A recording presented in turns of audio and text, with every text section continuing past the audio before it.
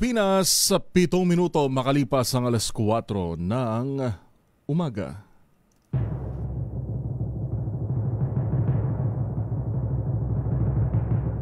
And the Golden Dove for Best Science and Technology Journalist goes to Angelo Palmones, DZRH. Ito na ang 28th KBP Golden Dove Awardee, Best Science and Technology Journalist, si Angelo Palmones sa Magandang Umaga, Pilipinas. DZRH, Magandang Umaga, Pilipinas sa DZRH Radio, DZRH TV at DZRH Online. Kasama si Kuya Angelo Palmones. Magandang Umaga, Pilipinas!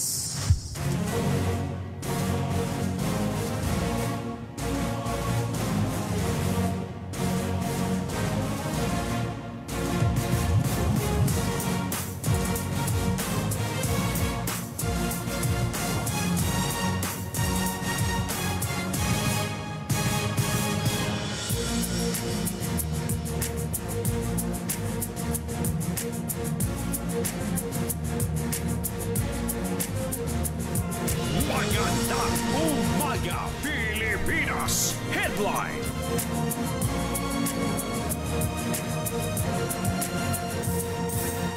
Good morning ho, good morning. Magandang umaga Pilipinas. Araw na ho tayo ngayon ng Biyernes, October 24, 2025 sa ulo ng ating mga balita. International Criminal Court ibinasura ang pagkwestiyon ni dating Pangulong Duterte kaugnay sa jurisdiksyon ng Korte. Higit 20 opisyal ng DPWH at contractors na sangkot sa flood control scandal kinasuhan sa Ombudsman.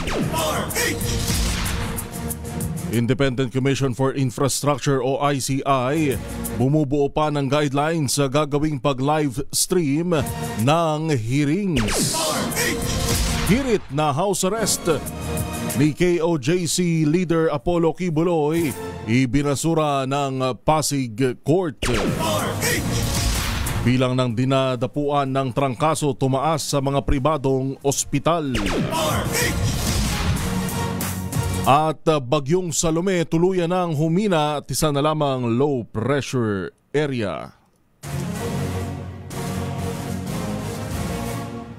Yan po muli ang ulo ng ating mga balita ngayong araw ng Biyernes, ika-24 sa buwan ng Oktubre 2025. Live na ho tayo napapakinggan sa DZRH 666 kHz sa Metro at Mega Manila, gayon din sa 18 relay station ng DZRH mula 990 kHz Lawag hanggang DZRH Zamboanga. Sabayan na rin po tayo napapakinggan sa radyo natin FM stations nationwide. Sa pangalan po ni Kuya Angelo Palmones, ito po si Yuel Reyes. Bagong balita, bagong impormasyon, kasama si Kuya Angelo Palmones. Magandang Umaga, Pilipinas!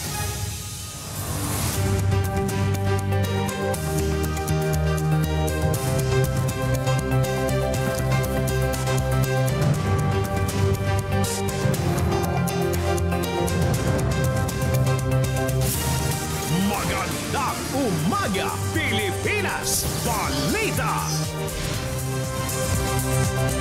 Pilipinas, una sa ating mga balita, humina na ang bagyong Salome at naging low pressure area na lamang habang papalabas ng Philippine Area of Responsibility. Huling namataan ng pag-asa ang LPA sa layong 130 kilometro kanluran, hilagang kanluran ng Lawag, Ilocos Norte. Gayunpaman, sinabi ng pag-asa na asahan pa rin ang katamtamang pagulan, pagkulog at pagkidlat sa mga lugar na apektado ng iba pang umiiral na weather systems. Ayon sa pag-asa, ang northeasterly wind flow ang magpapaulan sa Cagayan kabilang ang Babuyan Islands, Ilocos Norte at Ilocos Sur. Samantala ang Intertropical Convergence Zone naman o ITCZ ang makakaapekto sa Negros Island Region, Zamboanga Peninsula, Bangsamoro Autonomous Region in Muslim Mindanao, Palawan, Iloilo, Guimaras, Misamis Occidental, Lanao del Norte at Sultan Kudarat. Ang mga lugar naman na apektado ng easterlies ay ang Bicol Region, Quezon, Northern Samar at Eastern Samar, habang ang mga pagambon sa Metro Manila at kalapit na Lawigan ay epekto na lamang ng localized thunderstorms. Magandang umaga! Magandang umaga, Pilipinas! 14 o 12 minuto makalipas ang alas 4 ng umaga, nakitaan ang pagtaas ng kaso ng influenza-like illnesses ang mga pribadong ospital ngayong flu season.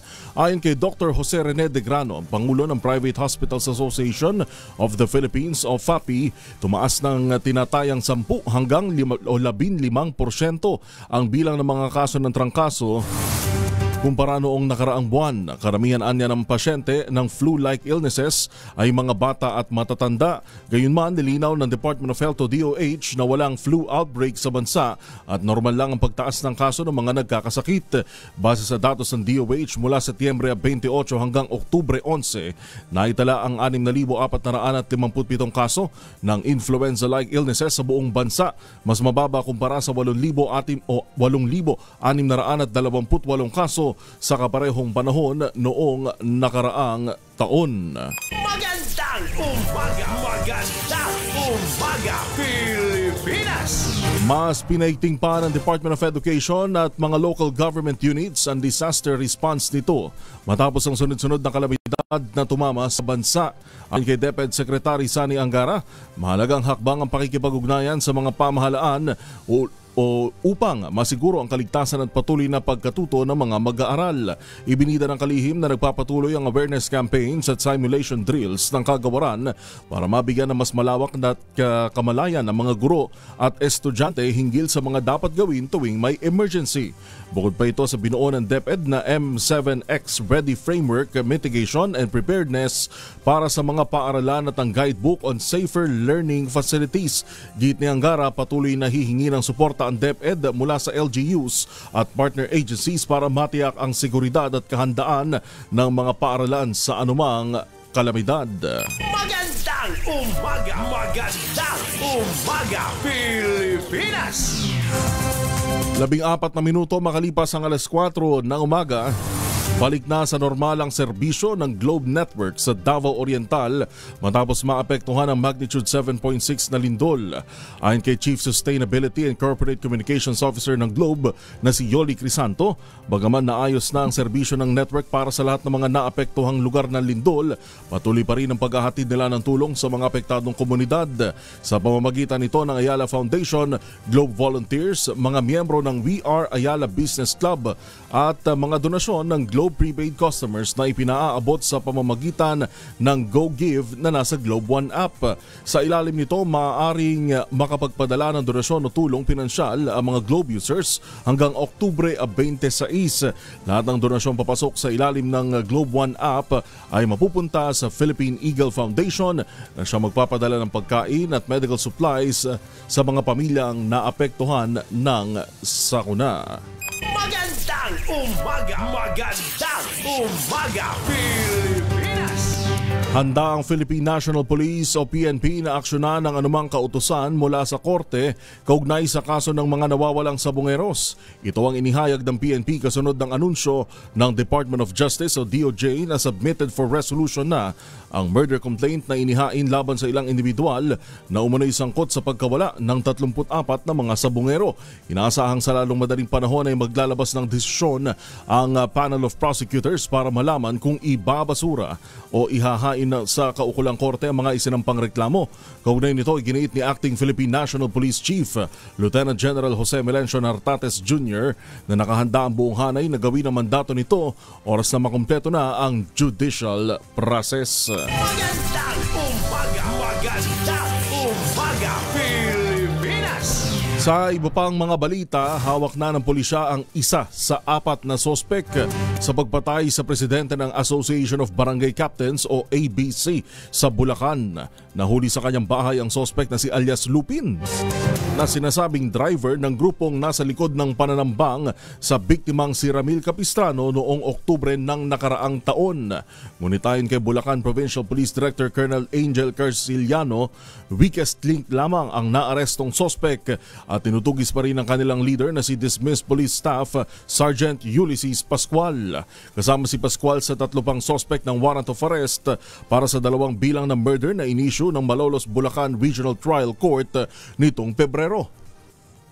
A former PNP active officer na ngayon po ay dismissed na.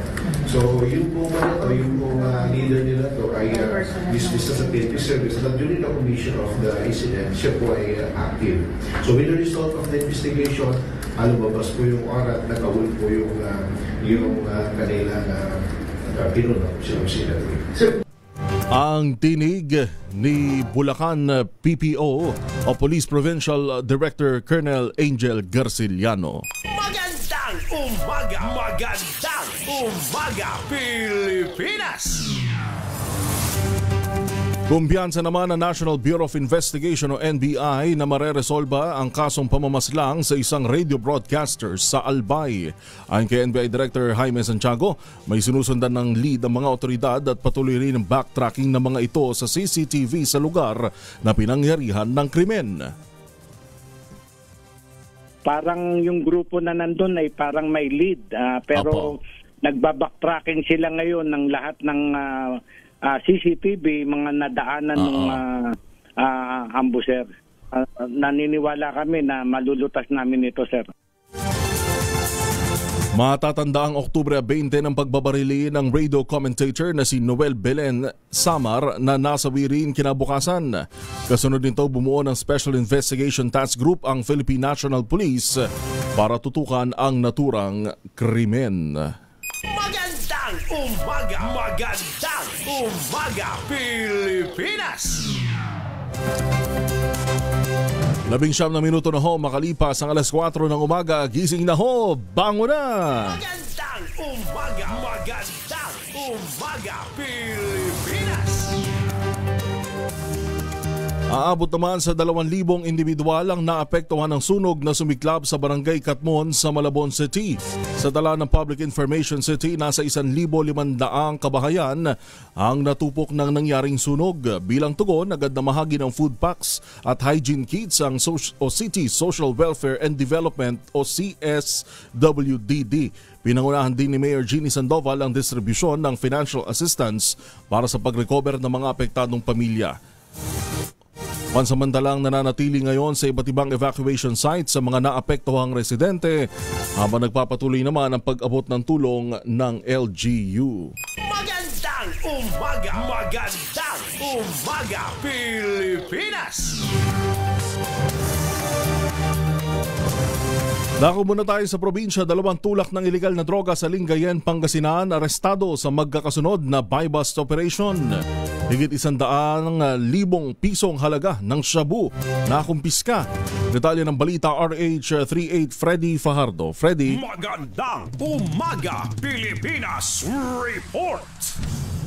Kulong ang mga suspect na isang 43 anyos na laborer at 54 anyos na tricycle driver, parehong residente ng Lingayen, matapos silang magkasunod na mahuli sa buy-bust operation. Batay sa ulat ni OIC Chief of Police Lieutenant Colonel John Mar Gonzales, nagsagawa ang kanyang mga tauhan sa Drug Enforcement Unit ng operasyon alas 4:15 ng hapon na nagresulta ng pagkadakip sa 43 anyos na drug suspect ng mga kumpiska rito ang 3 plastic sachet na naglalaman ng hinihinalang shabu na tumitimbang ng 16.5 grams at may street drug price na 112,200 pesos. Nang sumailalim sa investigasyon ng suspect, ininuso ang kanyang pinagkukuhanan ng illegal na droga, kaya't nagkasamuli ng buy-bust operation ng Drug Enforcement Team at ganap na alas 10:57 ng gabi nasa kote ang 54 anyos na street level individual drug suspect matapos makabili rito ng 2 plastic sachet ng shabu kapalit ng magmani ang polis na nagkunyaring huling buyer. Nasa 8.7 grams ang illegal na drogang nasamsam sa suspect na may street drug price na 59,160,000 pesos. Kasong paglabag sa Republic Act 9165 o Comprehensive Dangerous Drug Act of 2002 ang kinakaharap ngayon ng dalawang suspect. Mula sa Action Radio Pangasinan, ito si Freddy Fajardo, Aristartit nag-uulat para sa DZRH. Una sa Pilipinas, una sa Pilipino. Magandang umaga! Magandang umaga, Pilipinas! Maraming salamat, Freddy. Maaga nakatutok sa atin ngayon si Teacher Apple Rabino. Ma'am Apple, magandang morning. Ngayon din kay Sher Roque ng Caloocan City. Suki natin tuwing morning. Ngayon din kay Evelyn Tined. Maribel Furukawa from Japan. Rene Enchong, good morning po. Ganun din kay Cedric Tomas ng mga kasama natin sa Japan na lagi hong nakatutok. Eko Shera, good morning. Gayon din kay Edgar Brosas mula naman sa Quezon City. Algie Bobon ng San Andres sa Maynila. Good morning ho, good morning, good morning.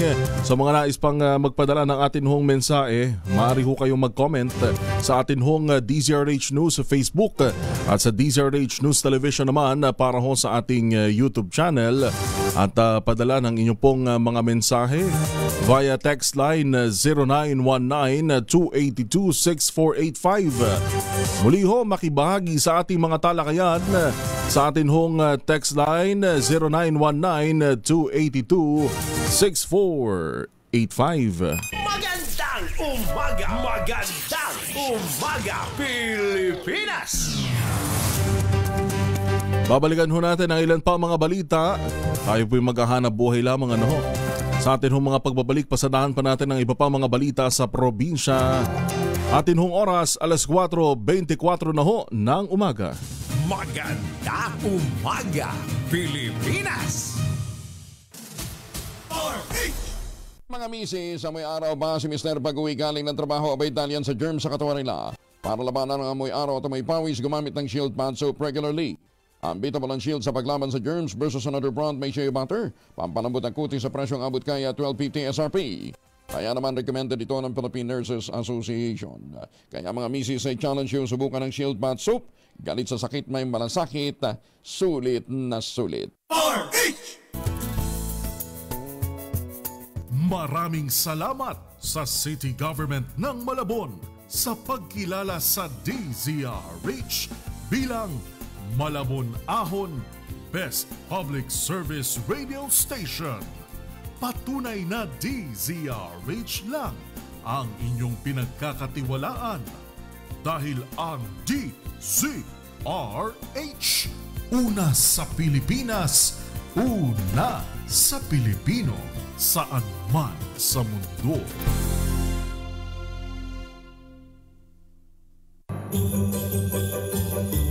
Mamis, pwede tayong mag-laundry day today, ha? Kunot-on ka ba kapag makapit, madikit at malupit ang mantsa? All you need is Pride. Ba't pampahirapan ang self ko sa Pride? Easy at worry-free naman ang laundry. Sa Triple Stain Away formula, tanggal ang matitinding mantsa based on test at chocolate, modern salmon and cotton. Gawa po ito ng ACS.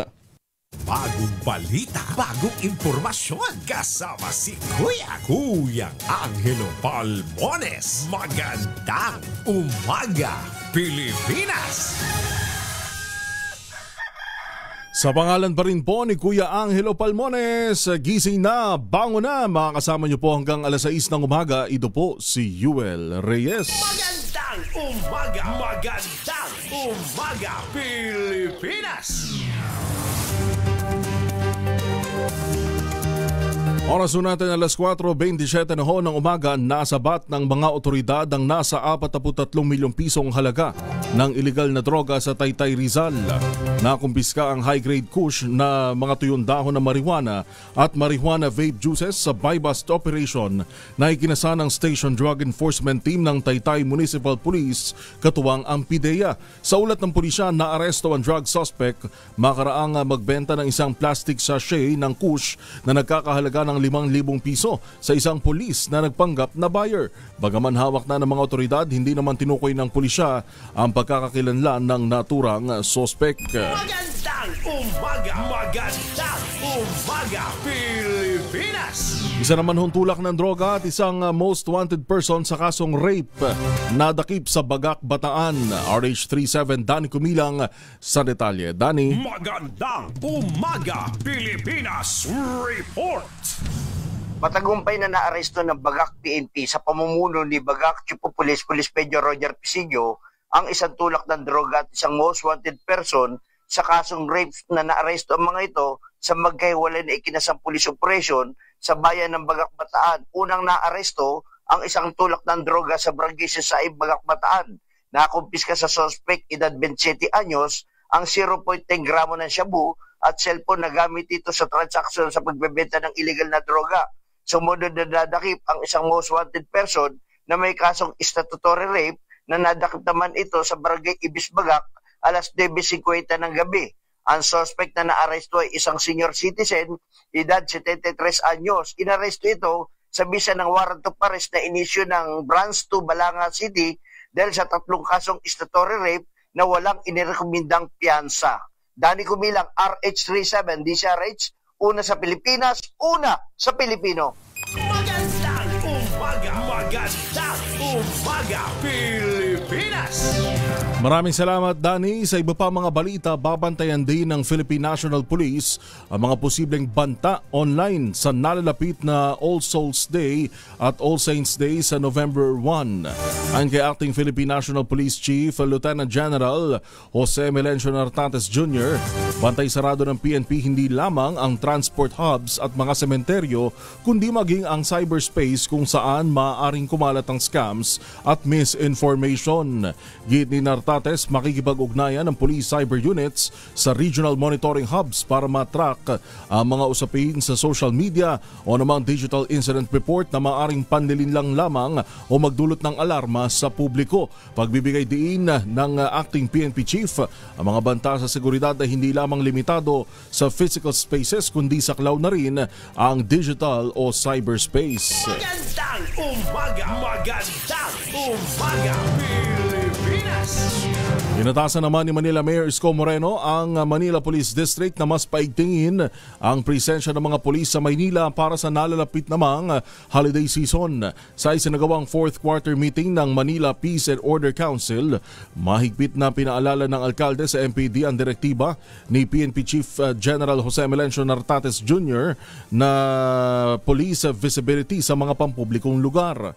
Inatasan din ng alkalde ang MPD na mag-deploy ng karagdagang tauhan at magsagawa ng round-the-clock patrol sa mga lugar na matao gaya sa Binondo, Recto, Quiapo, Ermita, Malate at University Belt.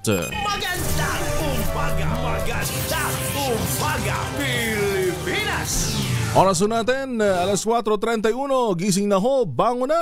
Magandang umaga, Pilipinas! Sa iba pa nating mga balita, na nawagan ng Bureau of Corrections sa Bucor sa Kongreso na dagdagan ang arawang medical allowance ng mga person deprived of liberty o PDL. Hirit ng Bucor, itaas sa 30 piso ang daily medical allowance ng PDLs mula sa kasalukuyang 15 lamang. Ayon kay Director General Gregorio Pio Katapang Jr., bahagi ito ng ginagawang pagpapabuti ng probisyong pangkalusugan sa loob ng kanilang pasilidad. Umapila rin ang Bucor na magpasa ng batas na magbibigay ng parol o kondisyon na nagpapalaya para sa mga 70 anyos na PDL na may mga iniinda ng sakit. Git ni Katapang, hindi nabibigyan ng sapat na pangangalaga ang matatandang PDL na may sakit at maaari rin itong maging banta sa kaligtasan at kalusugan ng iba pang mga PDL. Magandang umaga, Pilipinas! Hahabulin naman ng Philippine National Police o PNP ang mga personalidad na nagpapatakbo ng mga iligal na paggawaan ng paputok sa bansa. Kasunod ito na nangyaring malakas na pagsabog sa isang illegal firecracker factory sa Norzagaray, Bulacan na nag-iwan ng 2 patay at 6 na sugatan. Ayon kay Acting PNP Chief Lieutenant General Jose Melencio Nartates, nagpapatuloy ang investigasyon ng hanay katuwang ang Bureau of Fire Protection o BFP at Bulacan LGU para alamin kung kumpleto ang safety at permit requirements ng sumabog na pabrika. Babala ni Nartate sa mga may-ari at operator ng illegal fireworks, hindi magdadalawang isip ang pulisya na gumawa ng legal na aksyon laban sa mga violator na nagdudulot ng panganib sa buhay ng publiko. Magandang umaga, Pilipinas! No, tsaka mahigpit na monitoring din na mahalaga ho yung nag-iikot yung mga, lalo na sa ganyan, Bulacan, kilalang firecracker manufacturing ho talaga. Diyan ho nanggagaling yung mga magagandang mga paputok dito sa atin. Ano? Baba parang Ray, nagdagala ka pa sa Bulacan para mamili ng paputok pagka New Year? Hindi na, pero dinadala rin naman dito yung mga nanggagaling dito, galing din naman ho ng Bulacan. Strict enforcement ho. Hintayin pa ba nating mas dumami pa yung mga mamamatay ho? Kita ho, yung mga pictures hindi lang natin pwedeng ipakita ho sa inyo, ano? Dahil ho napakasensitibo. Pero kung makikita nyo lang ho yung larawan, yung aftermath ng pagsabog, lalo na ho dun sa mga biktima natin na naputulan ng kamay, naputulan ng paa, talaga ho, palagay ko hindi kayo makakakain ng isang buwan. Magandang umaga, Pilipinas! Sa iba pa ho natin mga balita, pinuri naman ng Teachers Dignity Coalition o TDC ang Government Service Insurance System o GSIS matapos ang matagumpay na pakikipagdialogo para pakinggan ang pangamba ng mga guro ng kanilang o sa kanilang pension fund. Ayon kay TDC Chairperson na Teacher Benjo Basas, maraming napag-usapan ng dalawang panig at tumaasa silang maisa sa katuparan ang mga ito para matugunan ang mga isyong binoboses ng public school teachers. Git naman ni GSIS President at General Manager Vic Veloso, welcome sa kanila ang anumang diskusyon na makatutulong para maiwasto ang mga kumakalat na misinformation at matiyak sa lahat ng GSIS members na nasa mabuting kamay ang kanilang pension funds. Muling binigyan din ng opisyal na pananatiling malakas ang pondo ng GSIS at sa katunayan ay pumalo na sa 1.92 trilyong piso ang total assets nito noong Agosto 2025. Magandang umaga, Pilipinas! Mahigit naman sa 100 supporter ng New People's Army sa Samar sama-samang sumuko at nagpahayag ng suporta sa gobyerno. Detalye ng balita, RH34, Jane Bantayan. Jane. Magandang umaga, Pilipinas Report! Umabot naman sa mahigit 100 ng mga dating supporters ng Batakang Organisasyong Pampartido BOP at Unit Militia o YM sa Matuginaw, Samar ang nanumpat ang akong tatalagda na pagsusuporta sa grupo ng New People's Army. Kumalas na ang mga ito sa pagsusuporta sa nasabing membro ng NPA sa kanilang lugar. Ginanap ang sama-samang panunumpa sa Municipal Cultural Center kung saan naroon mismo si Brigadier General Carmelito Pangatungan, Commander ng 803rd Infantry Pacemaker Brigade, kasama ang mga local officials, partner agencies at community members na nagbigay ng mensahe ang nasabing official sa nasabing mga former supporters. Naniniwala ang AFP na ito ay daan sa mas mapayapa at progresibong lugar ng Samar. Noong nakarang mga taon, una nang naganap ang pagsusurinder ng mga supporters sa aktibong pakikipagtulungan na rin ng mismong mayor ng lugar sa Matuginaw, Samar. Mula sa Aksyon Radyo Katarman, RH34 Jane Galit Bantayan ng DCRH, una sa Pilipinas, una sa Pilipino. Magandang umaga, Pilipinas! Maraming salamat Jane Galit Bantayan. Sa iba pa ho mga balita, babalikan ho natin makalipas ang ilan lamang pong mga paalala. Sa pangalan pa rin ni Kuya Angelo Palmones, inyo hong nakakasama hanggang alas 6 ng umaga. Ito po si Yuel Reyes. Gising na, bango na, kape-kape na! Magandang umaga, Pilipinas! 4:37. Baka kayo po may mga importanteng lakad, huwag din kalimutan magpawa ng proteksyon laban sa mikrobyo. May dalawang formulation ng family alcohol na pwede nating pagpilian. Yung family 70% ay isopropyl alcohol, especially prepared for clinics, hospital, pharmacies, laboratories, pero okay na okay po yan sa mga households. Very effective yan sa disinfection at sterilization. Ganyan ang bagsik ng family, 70% ay isopropyl alcohol, maghapon man natin gamitin, no problem. Hindi po manunuyo ang ating mga kamay, meron po yung moisturizer.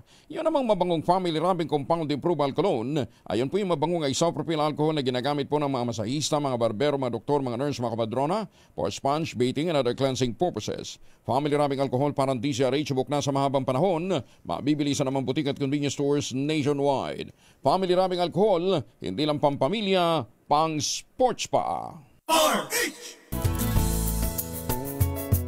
Maraming salamat sa World Class Excellence Japan Awards sa pagkilala sa DZRH kay Tita Morley Alinio bilang Most Outstanding Broadcaster at Anchor of the Year awardee. Patunay na DZRH lang ang inyong pinagkakatiwalaan dahil ang DZRH, una sa Pilipinas, una sa Pilipino, saan man sa mundo.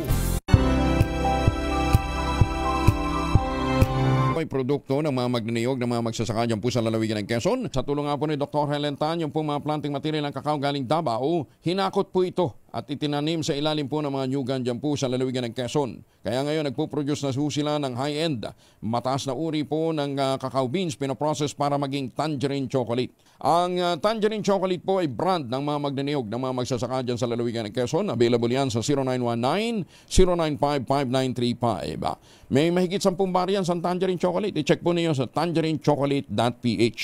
Ang sabi nga po ni Dr. Helen Tan, sino bang magmamalasakit sa Pilipino kundi ang kapwa Pilipino? Kaya sa bawat tangkilik natin ng tangerine chocolate, pinalalakas natin ang loob ng ating mga magsasaka, pinalalakas natin ang ating lokal na ekonomiya.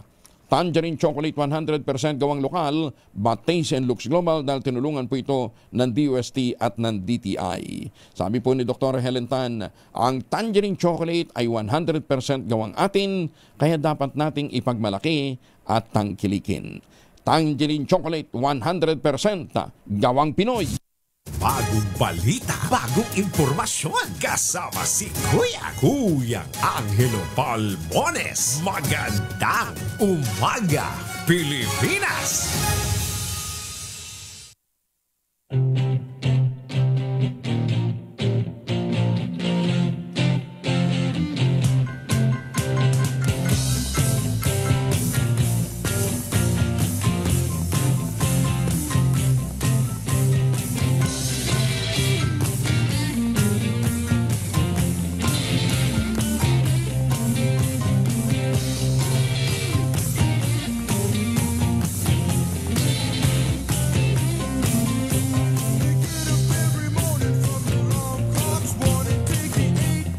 Good morning ho muli, good morning.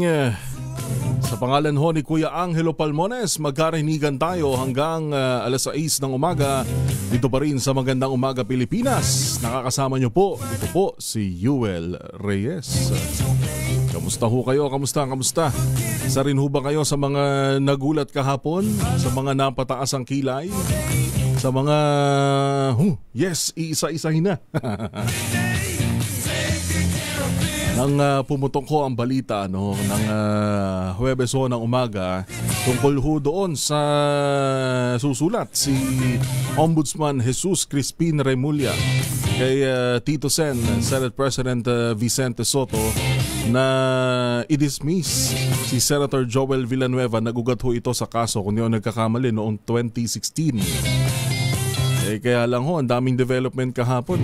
Bigla na lang, ang inakala ng marami, umatras si Ombudsman Boying na padala ng sulat si Tito Sen para i-enforce yung letter. Ho pala, nagkausap naman na sila ni... biglang nag-react ho si... dating Ombudsman Uncle Sam Martires na hindi, na-dismiss na nga yan. Katunayan, noong pagkaupo niya, hindi na ho na-filean ng motion for reconsideration pa yung kaso na yung desisyon na nagdi-dismiss dun ho sa ikinaso kay Senator Joel Villanueva. Ito ho ay dated ng July 31, 2019. Ang nakalagay ho dito, in fact, there is no probable cause against Villanueva. The signatures appearing on top of his name were obviously forged o pineke. Kaya naman ho sa desisyon ng Office of the Ombudsman noong July 31, 2019, yan ho ay na-dismiss na. Ang dami lang ho kasi nangyari kahapon kaya ang hirap parang ang dami.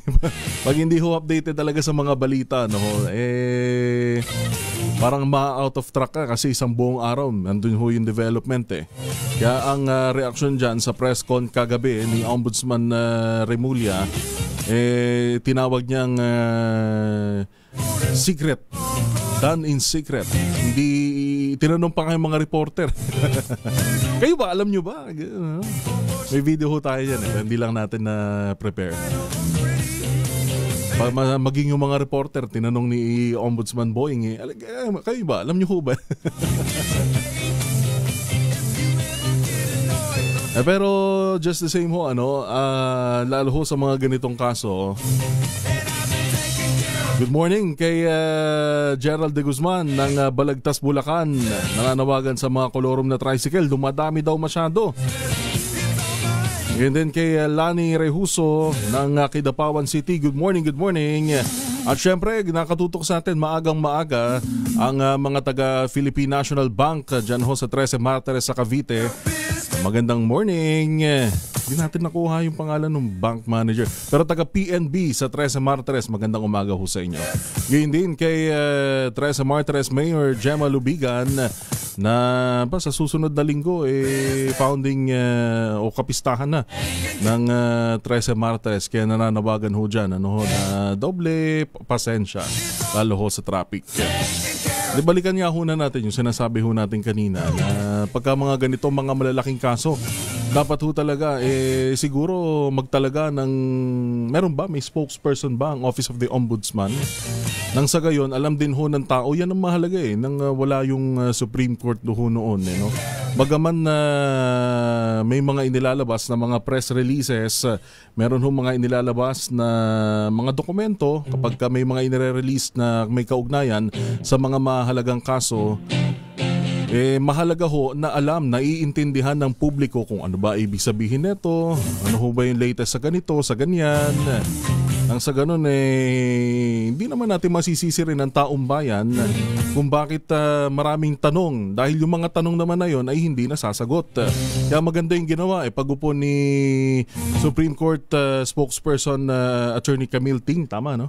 Ngayon ho may English na, bukod pa ho yung English na press release version na kahit mga hindi media, kahit pangkaraniwang mamamayan ay kayang basahin dahil may Tagalog version at naintindihan.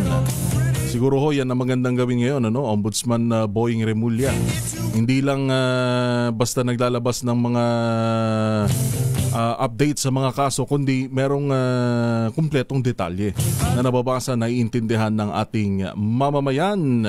Yun. Tomas Ocampo ng Novaliches QC, good morning. Ganyan din kay Michael Castro ng Santa Maria sa Laguna, Ryan Quaresma ng Abulog sa Cagayan, at Jose Ramirez ng Calamba, Laguna. Good morning ho, good morning. Sa pangalan ni Kuya Angelo Palmones, ito pa rin po si Yuel Reyes. Magandang umaga, magandang umaga, Pilipinas!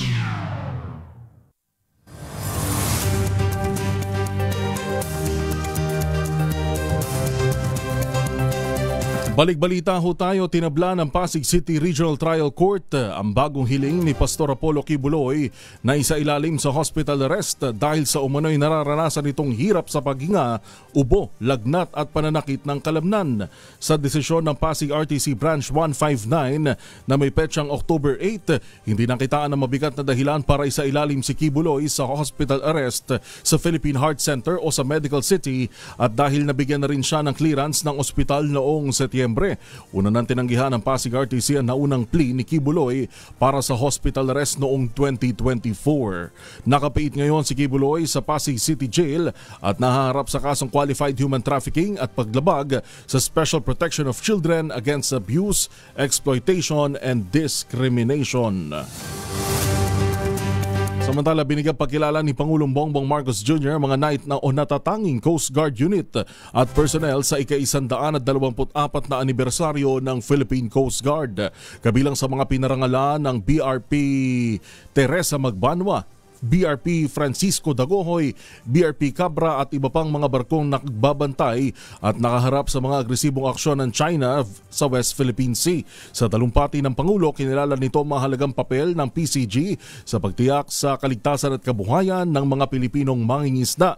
Pinuri rin ng Pangulo ang mabilis na tugon ng Coast Guard sa Cebu na kamakailan ay niyanig ng malakas na lindol. In the West Philippine Sea, you are our first responders, ensuring the safety, dignity, and livelihood of our fisherfolk. Alam ko po na hindi madali para sa ating mga mangingisda na maghanap buhay na walang katiyakan sa kanilang pagbabalik.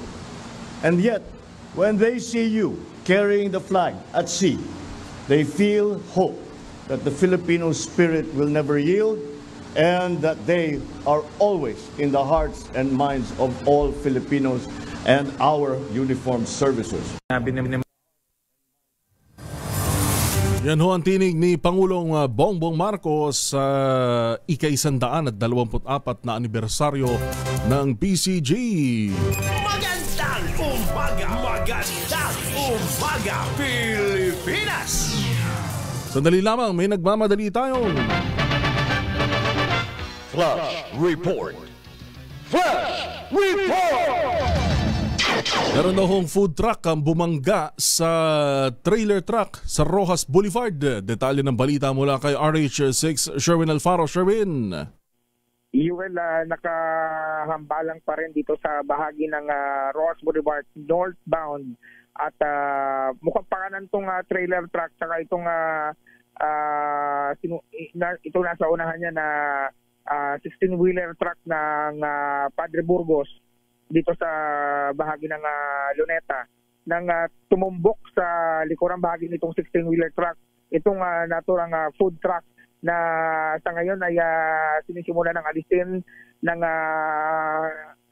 tow car itong mga sasakyan na ito na maaaring maging dahilan ng pagbagal ng traffic kung pabaybay kayo ng panorte ng Rojas Boulevard.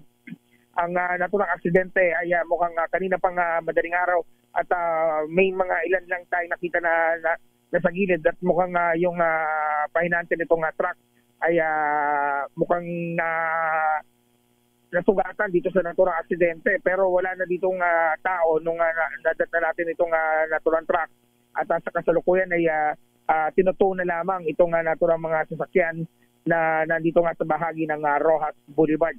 Sa ngayon ay hindi naman nagiging sanhi pa ng trapiko pero kung abutin ito maya-maya magiging posibleng mix ito na mahabing traffic dito nga sa kahabaan ng Rojas Boulevard northbound. Sherwin, ulitin lang natin Sherwin, saan mismo eksakto sa Rojas Boulevard? Sa kanto ng Rojas Boulevard at ng pakanan ng Padre Burgos. Kung galing ka ng ito yung sa may intersection ng Manila Hotel at ng Luneta. Kung galing ka ng Baclaran, kakanan ka ng Padre Burgos, pupunta ng Manila City Hall, ito yung madadaanan. So, nandito to sa mga pinaka-intersection mismo ng Rojas Boulevard at ng Padre Burgos, ito nga sa Luneta area na kung saan nangyari itong naturang aksidente. Yan ang Deezer H News, RH6, Sherwin Batal, para Deezer H, una sa Pilipinas, una sa Pilipino. Flash Report.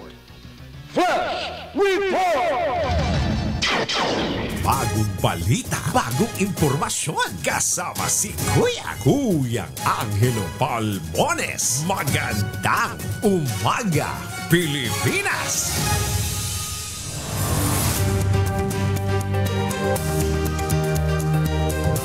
5 minuto na lang ho at alas 5 na ho ng umaga. Balikan natin ang ating mga balita mula sa probinsya.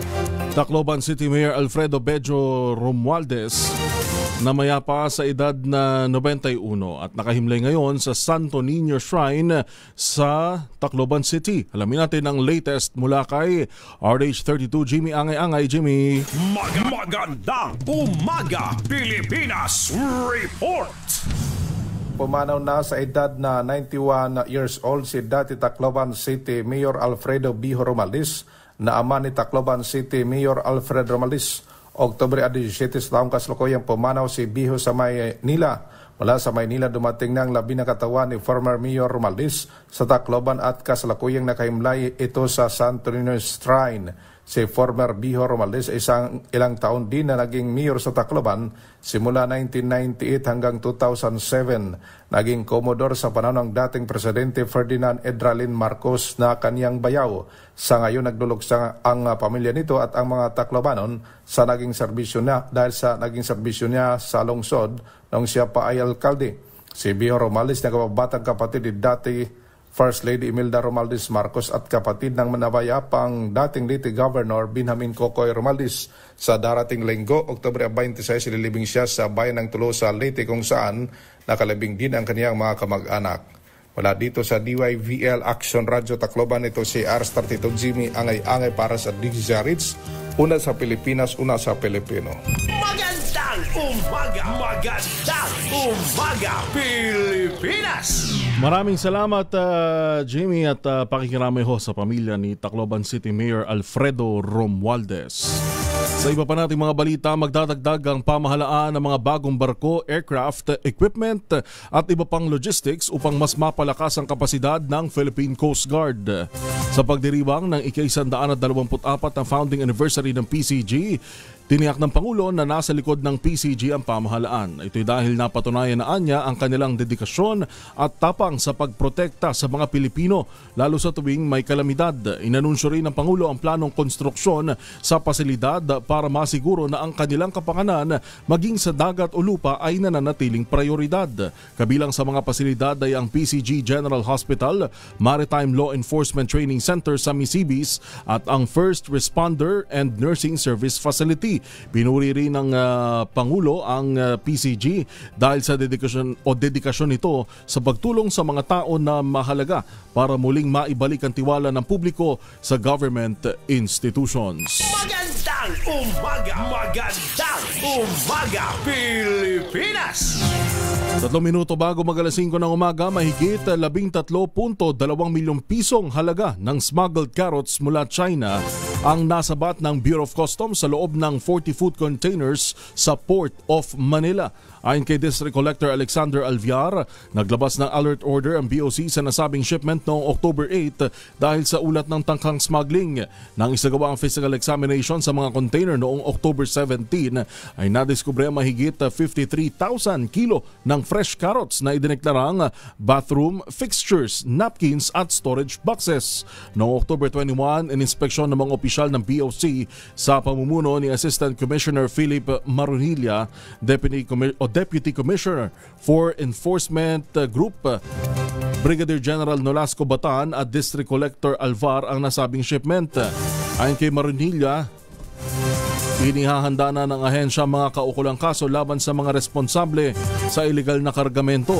Binigyan din naman ni Customs Commissioner Ariel Nepomuceno ang kanilang patuloy na pagtupad sa direktiba ng Pangulo na protektahan ang kabuhayan ng mga lokal na magsasaka at tiyakin ang patas na kalakalan. Giit pa ni Nepomuceno, ang pagtatangkang ipasok sa bansa ang mga carrots galing China ay maaaring makaapekto sa kabuhayan ng mga lokal na magsasaka.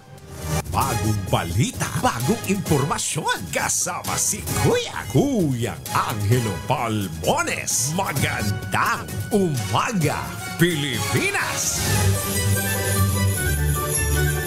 Ready na ba kayong tandaan ang ating word of the day para manalo ka ng DZRH Mini Component? Eto na! Eto ho, makinig maigi para ho sa ating word of the day sa mga nakatutok sa atin sa DZRH. Ito na ho ang chance nyo na magkaroon ng mini component. Basta't sagutin nyo lamang to mamaya pag tinanong ni Malacash Agent Sherwin Alfaro. Ang word of the day natin ay disqualified. Oho, disqualified. Ready na ba kayong tandaan ang ating word of the day para manalo ka ng DZRH Mini Component? Eto na! O isa pa, baka nagkamali ng dinig. Ang ating hong word of the day ay disqualified. Magandang umaga, Pilipinas! 5:00 na ho ng umaga.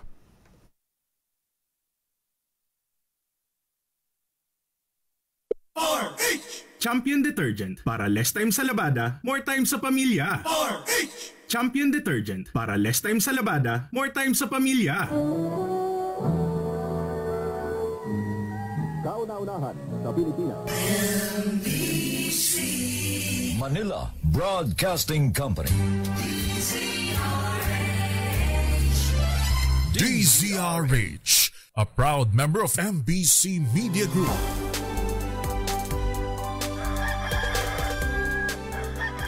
Dubuan DZRH, member ng KBP, kapisanan ng mga broadcaster ng Pilipinas. Oras natin 5:01 ng umaga.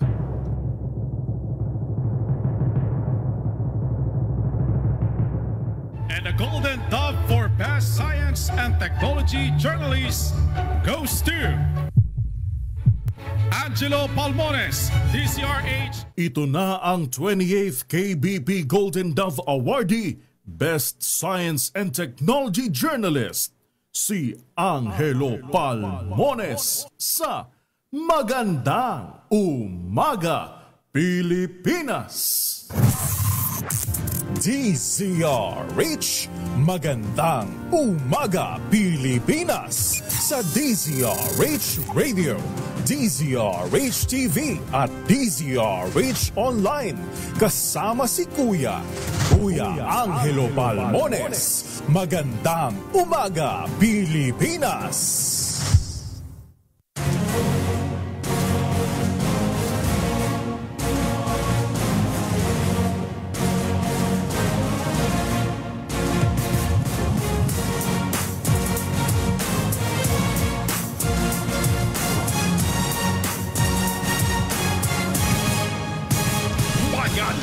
Umaga, Pilipinas Headline. Sa ulo ho ng ating mga balita, ICC binasura ang pagkwestiyon ni dating Pangulong Duterte kaugnay sa jurisdiksyon ng Korte. Higit 20 opisyal ng DPWH at contractors na sangkot sa flood control scam kinasuhan sa Ombudsman. ICI bumubuo pa ng guidelines sa gagawing pag-livestream ng mga pagdinig. Hirit na house arrest ni KOJC leader Apollo Kibuloy ibinasura ng Pasig Court. Bilang ng dinadapuan ng trangkaso tumaas sa mga pribadong ospital. At bagyong Salome tuluyan ang humina at isa na lamang low pressure area. Yan po muli ang ulo ng ating mga balita ngayong 24 sa buwan ng Oktubre 2025. Sa ngalan ng buong pwersa pa rin ng DZRH News, live na napapanood at napapakinggan via 666 kHz sa Metro at Mega Manila, gayon din sa 18 relay station mula DZRH Lawag, DZRH Cebu, DZRH Davao at DZRH Zamboanga. Live din ho sa Radyo Natin FM stations nationwide sa pangalan ni Kuya Angelo Palmones. Ito po si Yuel Reyes. Bagong balita, bagong impormasyon. Kasama si Kuya Angelo Palmones. Magandang umaga, Pilipinas!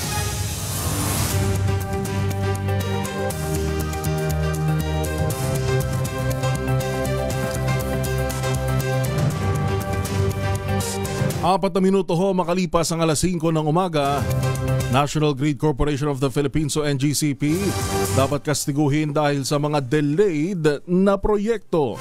Sino nagsabi niyan? RH28, Lakay Raymond Dadpaas. Lakay Raymond. Magandang umaga, Pilipinas Report! Hinimok ni Senador Sherwin Gatchalian ang pamunuan ng Energy Regulations Commission o ERC na kastiguhin ang National Grid Corporation of the Philippines o NGCP. Ito ay dahil sa mga delayed na proyekto ng kumpanya na nakaapekto sa supply ng kuryente sa bansa, kaya't may mga brownout. Sa budget deliberation sa budget ng Department of Energy para sa 2026, sinabi ni Gatchalian na hindi dapat binibaby ng gobyerno ang NGCP, sa halip ay dinisiplina ito. Para sa senador, ang dapat na inuuna ng ERC ay ang interes ng mga consumer. Ang nangyayari ngayon ay animoy may gantimpala pa ang NGCP kaya't kahit napakabagal ang kanilang trabaho. Sa ngayon ay patuloy silang nangolekta sa mga consumers kahit mabagal ang kanilang trabaho at tuloy ang mga brownout. Nanawagan si Gatchalian sa ERC na muling pag-aralan ng kasalukuyang polisiya at tiyaking protektado ang interes ng publiko sa halip na pinapabura ng NGCP na kontrolado ng mga Chinese nationals. Ito si RH28, Raymond Dadpaas para sa DZRH, una sa Pilipinas, una sa Pilipino. Magandang umaga! Magandang umaga, Pilipinas! Magandang umaga, Pilipinas! Atin ang alamin ang kalagayan ng panahon mula kay Dan Villamil ng DOST Pag-asa. Sir Dan, magandang umaga. Good morning po Sir Yuvel at sa ating mga takasubaybay dito sa DZRH. Huling namataan itong low pressure area na dating si Bagyong Salome sa layong 270 kilometers west ng Lawag City sa Ilocos Norte. Wala na itong direktang epekto sa ating bansa pero ilang areas pa rin ng Pilipinas makakaranas ng mga pag-ulan. Una, dahil sa epekto ng shoreline o yung salubungan ng mainit at malamig na hangin, asahan natin itong mga kaulapan at pag-ulan sa Batanes at Babuyan Islands. Dahil naman sa ITCZ o yung salubungan ng hangin mula sa Northern and Southern Hemisphere, makakaranas rin tayo ng mga kalat-kalat at pag-ulan at thunderstorms sa may Zamboanga Peninsula, Barm, Negros Island Region, Sarangani, Sultan Kudarat at sa Palawan. At itong easterlies o yung mainit na hangin galing sa Karakatang Pasipiko, magdudulot rin ng mga pag-ulan sa may Aurora, Quezon at Camarines Norte. Sa Metro Manila at nalalabing bahagi ng ating bansa, makakaranas muli tayo ng maaliwalas sa panahon. Bahagyang maulap hanggang sa maulap na papawirin, pero magdala pa rin tayo ng payong dahil nandiyan pa rin yung mga tsansa ng usual afternoon to evening na mga rain showers or thunderstorms. Sa kalagayan naman ng ating karagatan, wala nang gale warning na nakataas pero iba yung pag-iingat pa rin sa ating mga kababayan na maglalayag dito sa ilang seaboards ng Northern Luzon dahil posible pa rin tayong makaranas dyan ng katamtaman hanggang sa maalong karagatan. Sir Yuvel? Sir Dan, buti naman maaliwalas na yung asahan natin ngayong araw. Pero marami ho ang nagtatanong, napapansin na malamig pagka ganitong madaling araw. Hindi naman usually ganito kalamig pero ibang-iba. Ika nga ramdam na ang simoy ng Pasko. Wala pa hubang deklarasyon ng panahon na ng hanging amihan? Yes po, so as of now wala pa po since technically nasa transition period pa rin po tayo patungong amihan. So usually itong malamig na panahon sa madaling araw po lamang kasi inaasahan natin tulad kahapon po itong Science Garden, Quezon City nakapagtala po ng 33 degrees temperature sa tanghali. So saan po natin possible makaranas pa rin tayo ng generally maalinsangan or mainit na panahon pagsapit ng tanghali. Pero hindi naman na po ganun kagrabe as compared sa panahon ng tag-init. Ngayong weekend po, anong aasahan nating panahon, Sir Dan?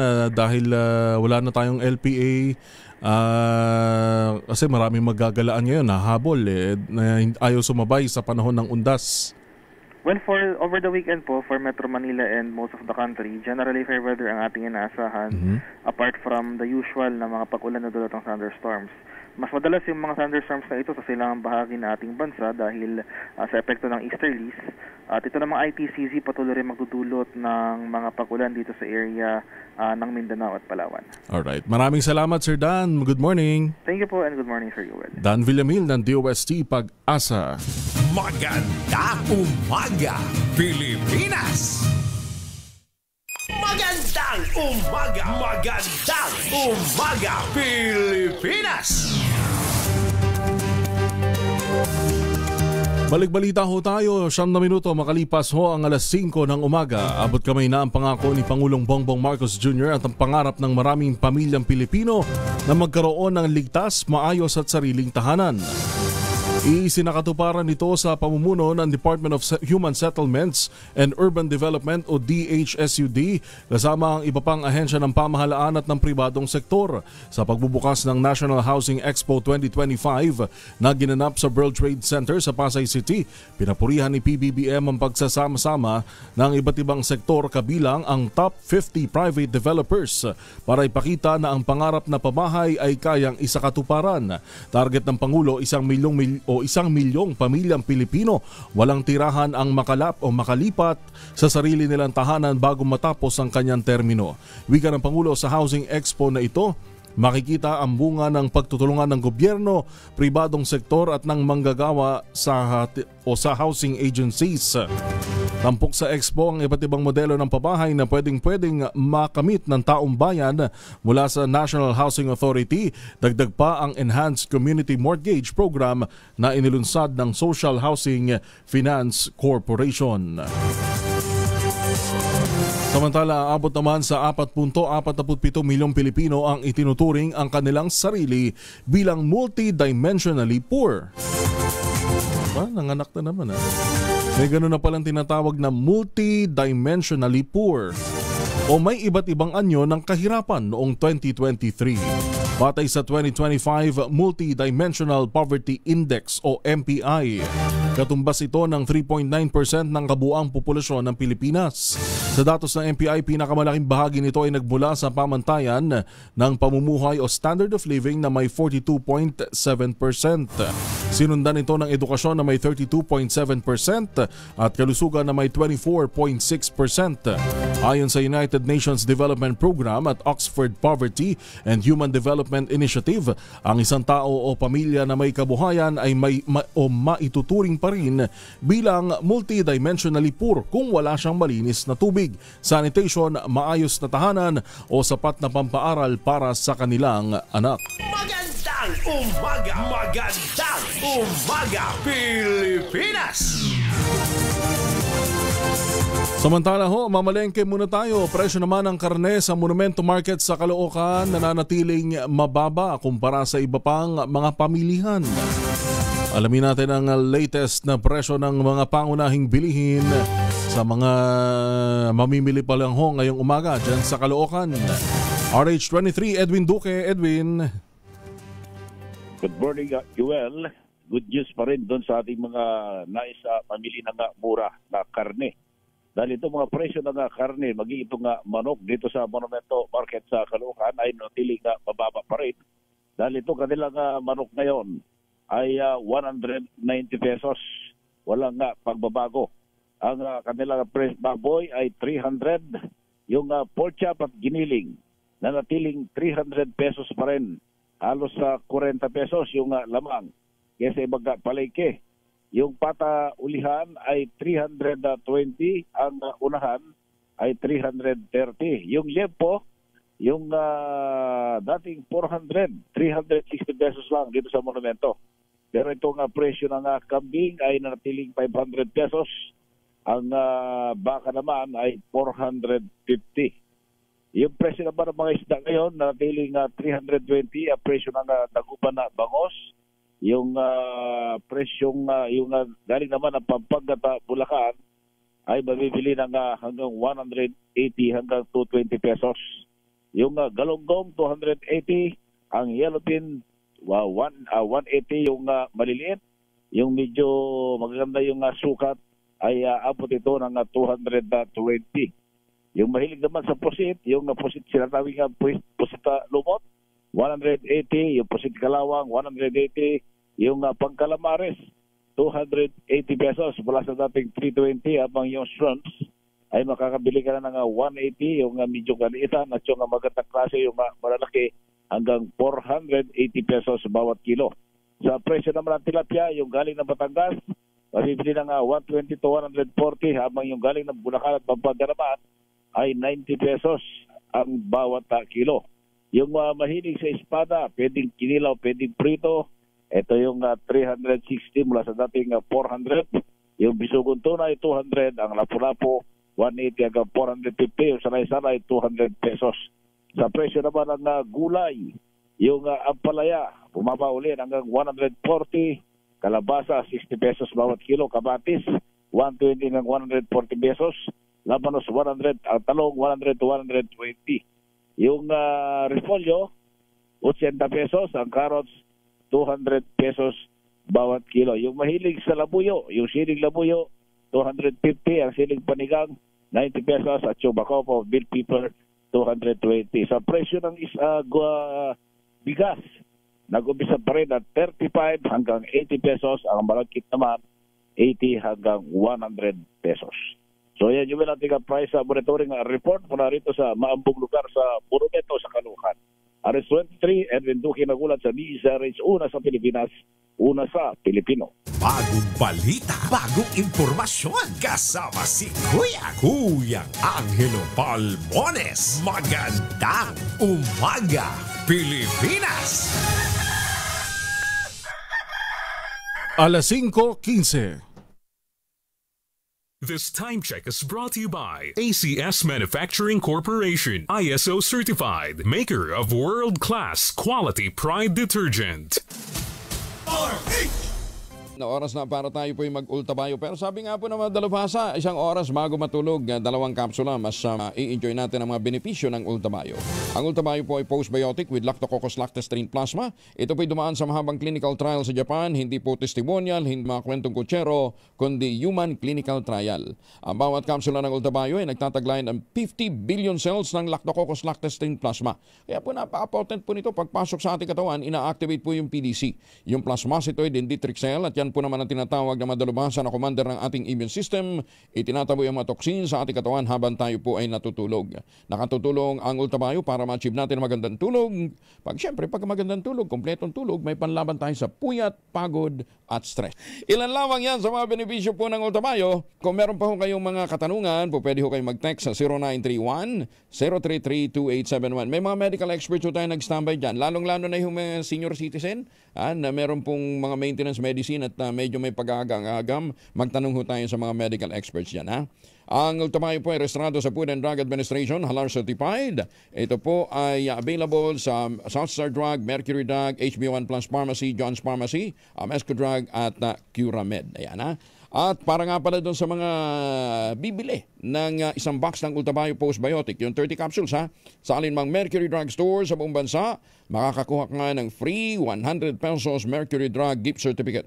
Promo runs from August 1, 2025 to July 31, 2026 only. Per DOH FDA CFRR permit number 0981 series of 2025. Mahalagang paalala ang ultabayo, hindi gamot at hindi dapat gamitin panggamot sa anumang uri ng sakit.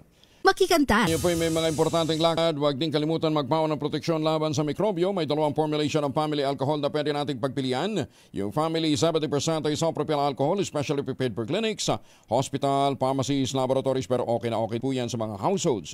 Very effective yan sa disinfection at sterilization. Ganyan ang bagsik ng family, 70% ay isopropyl alcohol. Maghapon man natin gamitin, no problem. Hindi po manunuyo ang ating mga kamay. Meron po yung moisturizer. Yan namang mabangong family rubbing compound improved cologne. Ayun po yung mabangong isopropyl alcohol na ginagamit po ng mga masahista, mga barbero, mga doktor, mga nurse, mga kabadrona for sponge, bathing, and other cleansing purposes. Family rubbing alcohol parang DZRH subok na sa mahabang panahon. Mabibili sa namang butik at convenience stores nationwide. Family rubbing alcohol, hindi lang pampamilya, pang sports pa. Magandang umaga, Pilipinas!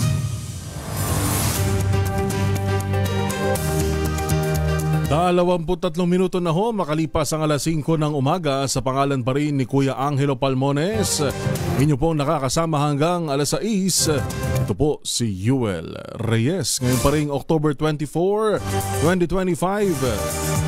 Sa iba pa nating mga balita, nilinaw ni Tarlac Mayor Susan Yap ang ulat kaugnay ng umano'y disqualification case laban sa kanya mula sa Commission on Elections o COMELEC. Sa Facebook post ng alkalde, nilinaw nito ang naturang post ay nagugat sa isang dating kaso na napagdesisyonan na rin ng komisyon noong April 14, 2025 bago pa man ang mismong halalan na napagtibay at kumumpirma sa kanyang paninirahan sa Tarlac City. Sa ngayon, wala pa umanong natatanggap na opisyal na kopya ng desisyon ng Comelec and Bank ang kanyang opisina, pero oras na makatanggap o matanggap nila ito ay handa silang gawin ang anumang legal na hakbang para lumabas ang katotohanan. Sa kabila nito, giit ni Yap, nananatiling buo ang kanyang loob at dedikasyon na maglingkod ng tapat at buong puso sa bawat Tarlakenyo. Magandang umaga, Pilipinas! Mga korap na opisyal ang dapat habulin ng Philippine National Police at hindi ang mga kabataang nakikiisa sa mga kilos protesta kontra katiwalian. Ito ang iginiit ng mga student leader mula sa University of the Philippines sa harap ng umano'y pag-i-issue ng PNP ng subpoena laban sa mga kabataang dumalo sa malawakang protesta noong nakaraang buwan. Ayon kay University Student Council Chairperson Joaquin Buenaflor, isang fourth-year political science student na nakatanggap ng subpoena, mabilis kumilos ang PNP pagdating sa panggigipit ng mga kabataan, ngunit bingi, bulag at tahimik umano pagdating sa mga anyay dambuhalang pagnanakaw. Giit ni Buenaflor, ang mga mandarambong ang dapat na inaangasan ng PNP. Tinawag din ng student leader na delulo o delusional ang pamahalaan sa pag-aakalang matatakot ang mga kabataan na makiisa sa mga pagkilos kontra katiwalian dahil lamang sa pag-i-issue ng subpoena. Magandang umaga, Pilipinas! 25 minuto makalipas ang alas 5 ng umaga, walang pagdinig ang Independent Commission for Infrastructure o ICI sa susunod na linggo. Paliwanag ni ICI Executive Director Attorney Brian Hosaka, hindi kasi makararating ang isa sa mga miyembro ng komisyon na si dating DPWH Secretary Babes Singson. Una nang inanunsyo ng ICI na ila-livestream ang kanilang investigasyon hinggil sa maanomalyang flood control projects mula sa susunod na linggo. Pero binubuo pa umano nila ang guidelines sa gagawing pagla-livestream ng mga hearing. Magandang umaga, Pilipinas! Kaugnay niyan, pinaplansya pa ng Independent Commission for Infrastructure o ICI ang mga patakaran sa pagla-livestream ng kanilang mga pagdinig. Ayon kay ICI Chairperson Andres Reyes Jr., kailangang isaalang-alang ang mga sensitibong impormasyon at constitutional rights ng mga resource person. Una nang sinabi ng ICI na isa sa publiko na ang mga pagdinig ng komisyon para sa mas pinaigting na transparency. Narito ang bahagi ng pahayag. Previously, we stated that the proceedings of the Commission would be confidential to avoid trial by publicity, political grandstanding, sensationalism, and disinformation. These concerns remain valid, and protecting the integrity of the investigation is still paramount. The evidence and testimonies we receive must undergo thorough verification before we can send referrals to the Office of the Ombudsman. These should hold up in court.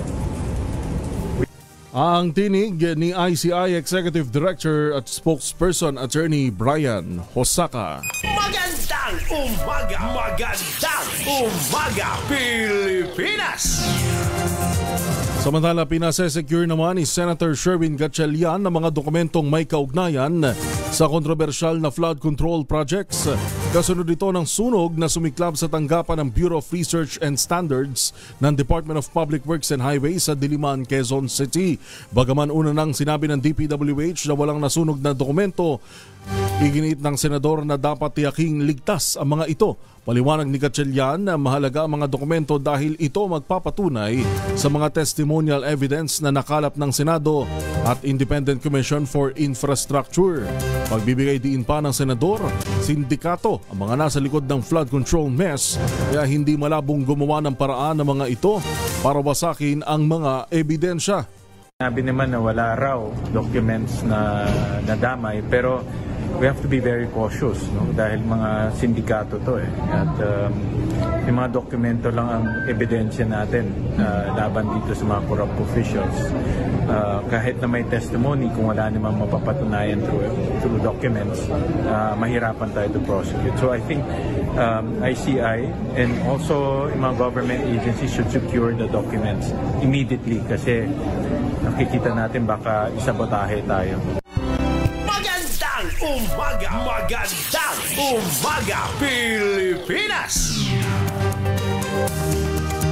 Pinaba-background check ni DPWH Secretary Vince Dizon ang 14 na mga bagong opisyal ng ahensya. Paliwanag ni Dizon, nais niyang matiyak ang transparency at integridad ng mga bagong talagang opisyal. Bahagi rin anya ito ng reforma at paglilinis na ginagawa sa loob ng kagawaran alinsunod sa direktiba ng Pangulong Bongbong Marcos. Dahil dito humingi ng tulong ang kalihim sa National Bureau of Investigation o NBI at iba't ibang private organizations upang ma-background check ang mga bagong DPWH officials.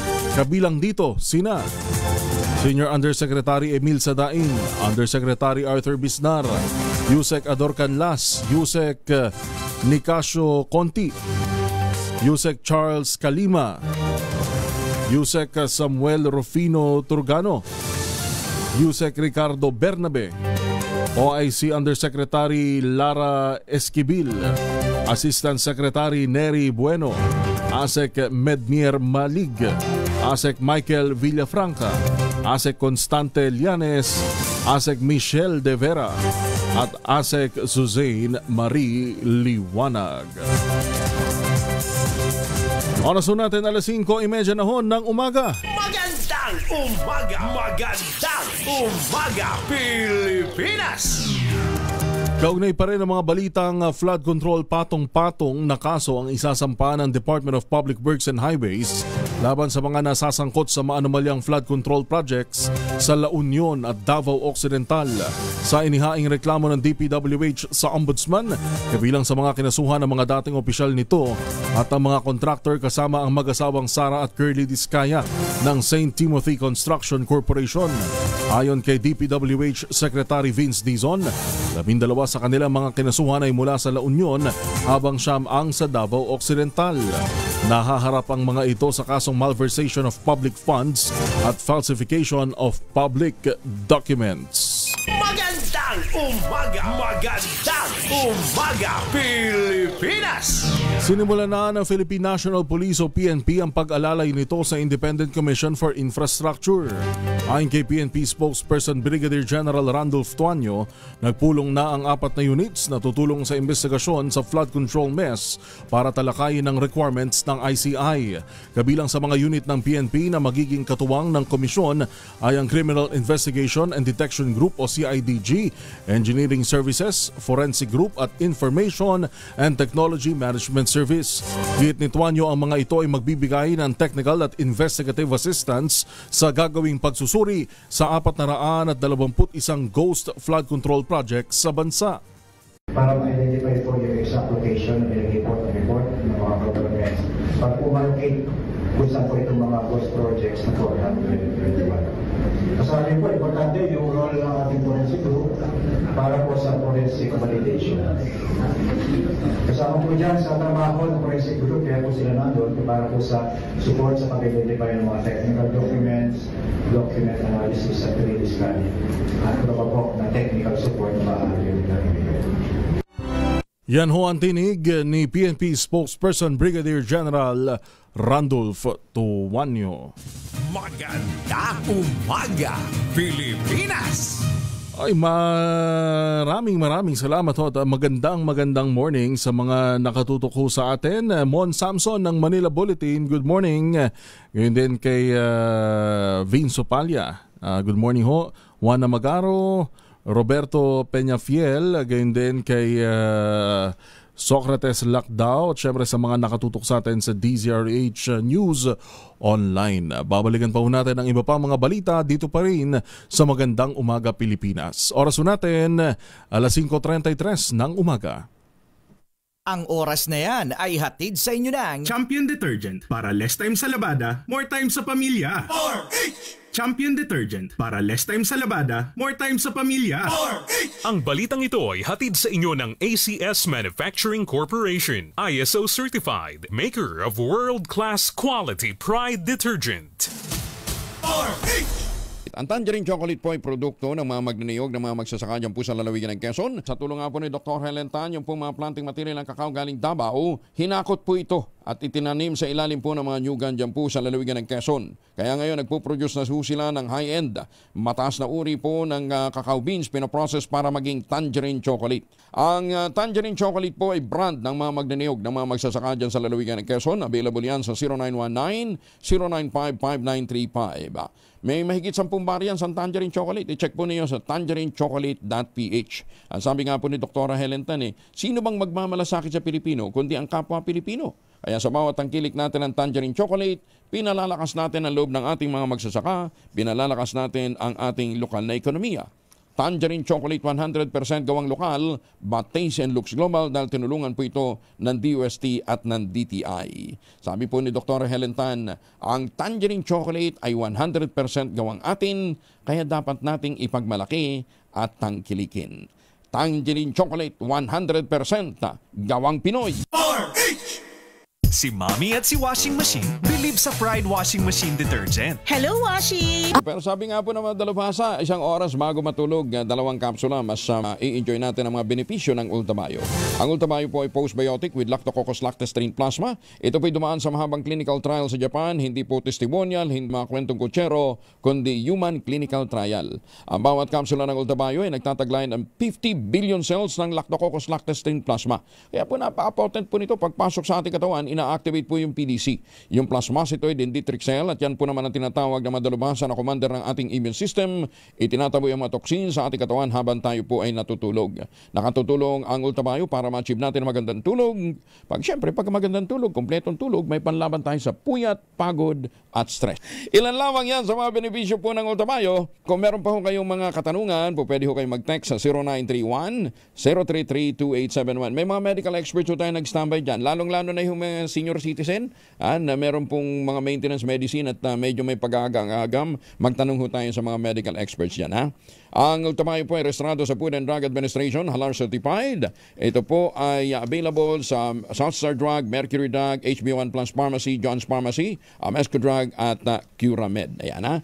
At para nga pala doon sa mga bibili ng isang box ng Ultabio Postbiotic, yung 30 capsules ha, sa alinmang Mercury Drug Store sa buong bansa, makakakuha ka nga ng free 100 pesos Mercury Drug gift certificate.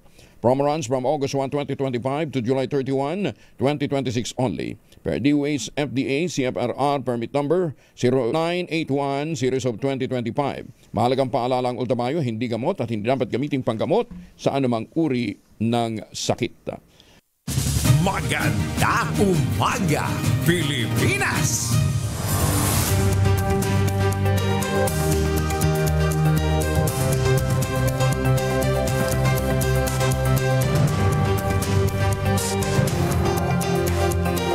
Oy, good morning ho, good morning, good morning. Patuloy pa rin ang inyong pagtutok sa DZRH. Magandang umaga Pilipinas. Sa pangalan pa rin po ni Kuya Angel, ito po si Yuel Reyes. Batiin muna natin yung ating mga tagapsubaybay, mga nakikinig at nanonood via DZRH online at DZRH 666 kHz sa inyo po mga radyo.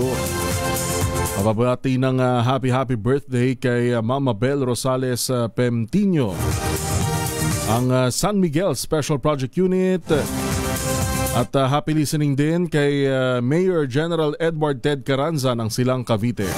Magbati mula kay San Miguel Security Group Undersecretary dating retired General Charles Kalima, Brigadier General Frank Mabanag, Brigadier General Romeo Ver, retired General James Brillantes at Attorney Prince and Mikey Rosales, ang Special Project Unit mula sa Special Project Unit ng Office of the President ng San Miguel Corporation.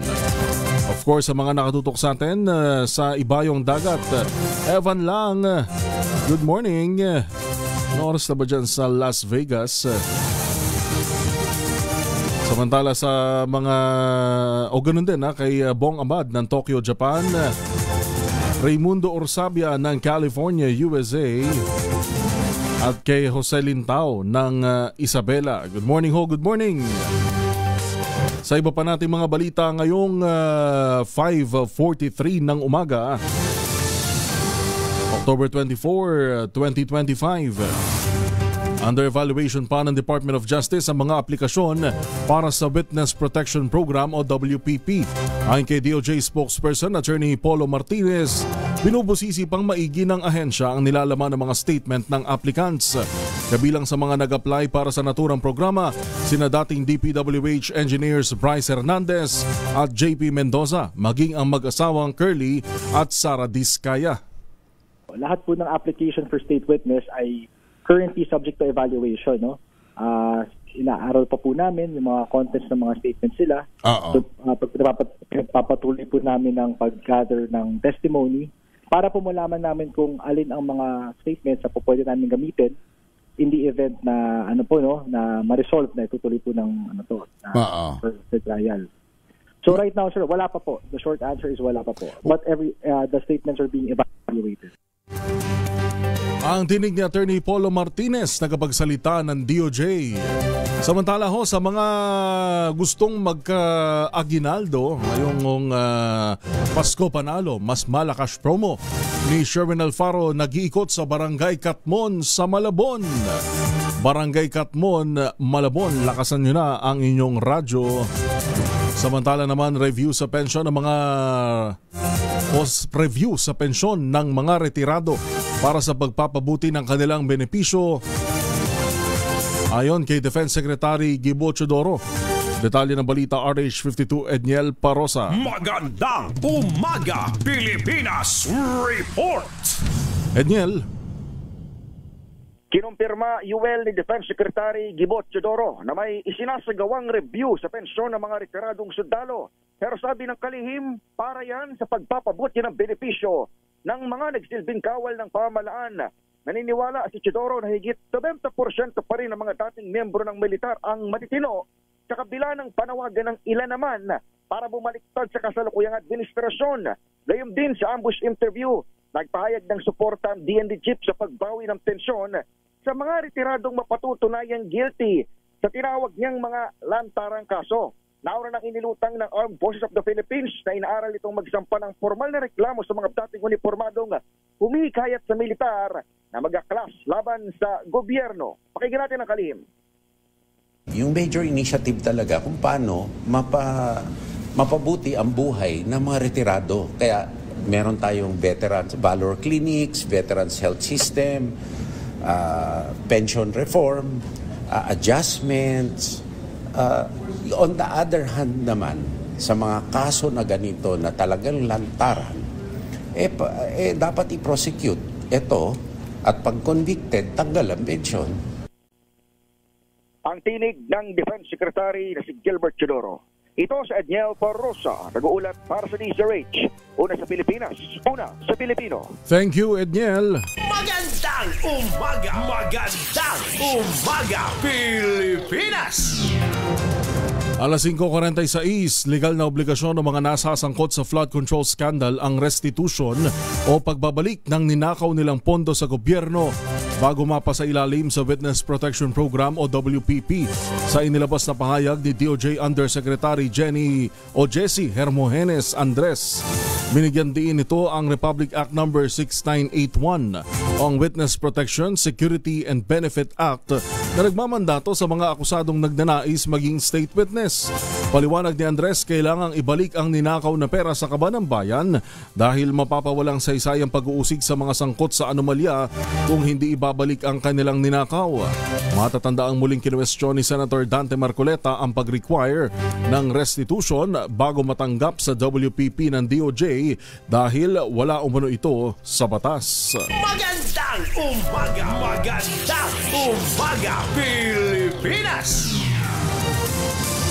Alas 5:47, handa si Bulacan Representative Salvador Caador Pleito na makipagtulungan sa Anti-Money Laundering Council o AMLAC para linisin ang kanyang pangalan mula sa anyay walang basihang paratang.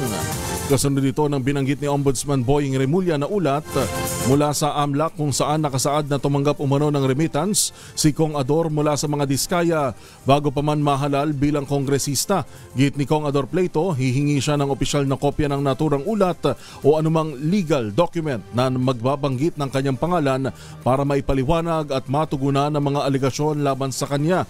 Itinanggi rin ng kinatawan ng 6th District ng Bulacan ang aligasyon laban sa kanya dahil nagretiro siya sa DPWH noong January 2007 habang nagsimulang kumuha ng kontrata ang mga diskaya noong 2013. Pakiusap ng kongresista sa publiko, huwag gumawa ng mga konklusyon o magpakalat ng mga hindi beripikadong impormasyon na maaring makasira sa kanyang reputasyon bilang pribadong individual at isang lingkod bayan. Magandang umaga, Pilipinas! Sa atin naman hong pagbabalik, may nahuli na si Sherwin Alfaro. Samantala, oras natin alas 5:49. Nananakit na ba ang inyong mga kasukasuan, nagkaka-wrinkles, humihina ang kalamnan? Aba, epekto ho yan ng pagtanda, Ipinakikilala po ang Ultaplex, isang health drink mula po sa lumikha ng Ultabio backed by Japanese technology. Ang Ultaplex ay meron pong HCG complex, yung hydrolyzed marine collagen para sa skin at joints, yung HMB, pampalakas po ng muscles, yung glucosa green, para naman sa ginhawa ng kasukasuan. Available po ang Ultaplex in coffee with stevia o dili kaya powdered drink mix. Kayang bawiin ang galaw, sigli at ganda with proper diet and exercise. Hanapin po ito sa Shopee, Lazada at ultabayo.shop. Ang Ultaplex ay hindi gamot at hindi dapat gamitin paggamot sa anumang uri ng sakit. If symptoms persist, consult your doctor. LAL modeling. All set. ROAS analysis? Check. Pinas! 8 minuto na lang ho bago mag-alas 6 ng ACS ng umaga. Independent Commission for Infrastructure, tigumpa ang bibig kung ipatatawag din ang bayaw ni dating House Speaker Martin Romualdez. RH15 Giselle Ricafort. Magandang umaga, Pilipinas! Report! Giselle. Joel, tigumpa ang bibig ng Independent Commission for Infrastructure ng matanong tungkol kay Terence Calatrava, ang bayaw ni dating House Speaker Martin Romualdez. Hinihintay pa ng media ang pahayag ng komisyon matapos tanungin kung ipatatawag din ba nila si Calatrava sa pagdinig sa gitna ng investigasyon sa anomalya sa mga proyekto sa flood control. Matatandaang sa ikatlong pagdinig ng Senate Blue Ribbon Committee, nangunguna sa affidavit ng kontratistang si Cory Diskaya si Calatrava, ilang mambabatas at opisyal ng DPWH na tumanggap umano ng kickback. Sinabi ni Diskaya na nangingi umano ng 10 hanggang 25% na komisyon ng ilang lawmakers at opisyal mula sa mga kontrata nila sa flood control. Meron umanong ledgers at vouchers sa mga kontratista na magpapatunay sa payout. Una ng pinabulaanan ni Calatrava na dating USEC ng Office of the Presidential Assistant for the Visayas ang nabanggit na aligasyon. Hindi umano niya personal na kilala ang mga Diskaya at wala rin siyang anumang ugnayan sa nabanggit na mga contractors. Ito si Giselle Ricafort para sa DZRH sa Pilipinas, una sa Pilipino. Magandang umaga! Magandang umaga, Pilipinas!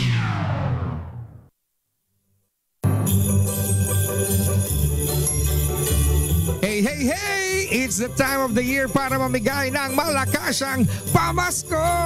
Dahil eto na ang DZRH Pasko Panalo Malakas Promo! Kapag nahuli namin kayo nakatutok sa DZRH Radio o nanonood sa DZRH TV at DZRH Online, instant meron kang ginaldong 1,000 pesos at Christmas gift basket hatid ng DZRH. Plus, may bonus round pa. Kailangan lang sagutin ang keyword of the day para mapasa inyo ang aming DZRH mini component. Kaya, kinig na! Sa DZRH Pasko Panalo Malakas Promo!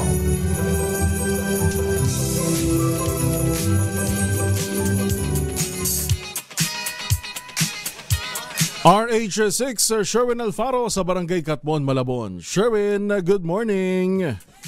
Hey, magandang umaga, Yuel. At syempre, maulan ang umaga dito sa Barangay Katmon sa Malabon, dito nga sa Hernandez Compound. At tama naman, pabukang liwayway, pero basang-basa na yung kalsada dahil sa mukhang magdamag ng ulan, no? Magdamag ng ulan dito sa Katmon. Pero magdamag ba ng ulan? Ito magdamagan din na nakatune in sa DZRH. Itong kanilang cellphone dito sa kanilang tahanan. Nanay, pangalan niyo po? Elizabeth Cruz po. Si Mami Elizabeth na isang fur mommy. Yan, marami siyang alagang. Yan, may mga pusa, may mga aso, ang cute ng aso. Yan ang kanyang mga alaga. May husky pa, Ayan mga alaga niyo po yan. Dali, po. At sino nga palagi nyo inaantabayanan sa DZRH tuwing umaga sa inyong cellphone? Si Palmon. Kaya mo yan, Nanay? Palmones. Angelo Palmones. Angelo Palmones. Joel Reyes po. Si Joel Reyes Subel. Si Joel Reyes Subel. Ang dahil po Papa Yuel. Ito meron ka 1,000 pesos. Thank you po na marami. Sabi lang yan. Meron po yung DZRH Noche Buena Basket. Meron pang DZRH t-shirt.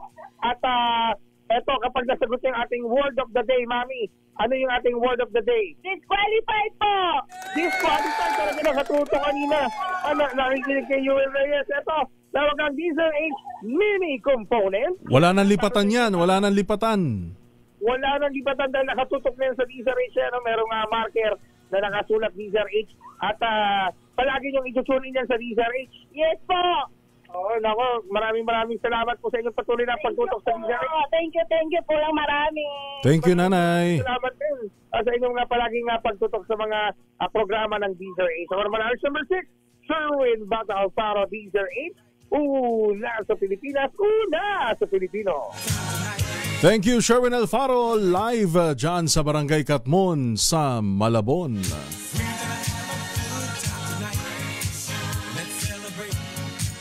Maganda umaga, Pilipinas! Bago lamang ho tayo magtapos PMAP Conference, kinilala mga nagwagi ng Employee of the Year Award at People Program of the Year sa taong 2025. Detalye ng balita mula kay Dodi Ladera ng Aksyon, Radyo Cebu. Dodi. Sa ikalawang araw naman ang ating pagsubaybay sa PMAP Conference 2025 na ginaganap dito sa Cebu City, itinampok naman ang exemplary showcase kung saan ipinapakita ang mga kwento ng tagumpay ng mga kumpanya sa Pilipinas tulad ng McDonald's, Globe GCash, kasabay na rin ang Murata Manufacturing at Cebu Land Bancers. Kabilang naman sa mga pangunahing takeaways ng Globe GCash ang tinatawag na New Innovation at Adaptation. Dito pinapakita ng Globe GCash kung paano sila nag-adapt sa tinatawag na New Normal sa pamamagitan ng innovative service. Binigyan din naman ng Cebu Land Bancers at ang Murata Manufacturing ang kahalagan ng training at development para sa paglago naman ng kanilang mga empleyado. Nagbahagi naman ng McDonald's ng kanilang pangako sa sustainability program at social responsibility. Sa pangalawang araw naman ng PMAP Conference 2025, ginanap at binigyang pagkilala rin ang mga nagwagi bilang People Manager of the Year na si Ms. Cheryl Agsaway, Senior Vice President ng Human Resources ng SM Malls, Employee of the Year Award ng McDonald's, People Program of the Year Award naman ang Franklin Baker, Far Eastern University at East West Bank. Report mula dito sa DYRC, Aksyon Radyo Cebu. Una sa Pilipinas, una sa Pilipino. Dodi Letrera. Bagong balita, bagong impormasyon. Kasama si Kuya Angelo Palmones. Magandang umaga, Pilipinas! Magandang umaga, Pilipinas!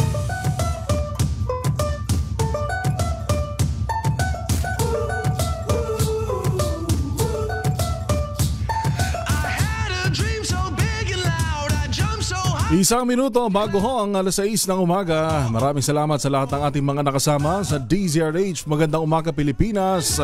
Ngayon pong araw na ng Biyernes. Hindi pa huling Biyernes dahil next week ang bisperas ng All Souls ba? All Saints Day.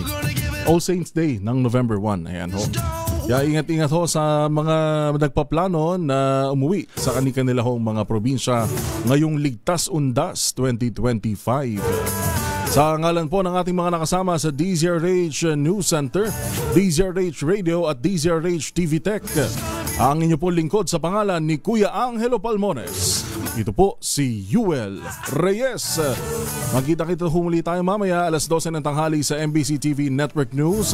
Tuwing Sabado naman ho alas 12 rin ng tanghali para sa RH Balita. At alas 5 naman ng hapon para sa DZRH Boom Balita. Susunod na Katunying at Ka Jerry 2x2 at ang ACS Balita. Oras natin alas 6 ng umaga. This time check is brought to you by ACS Manufacturing Corporation, ISO certified.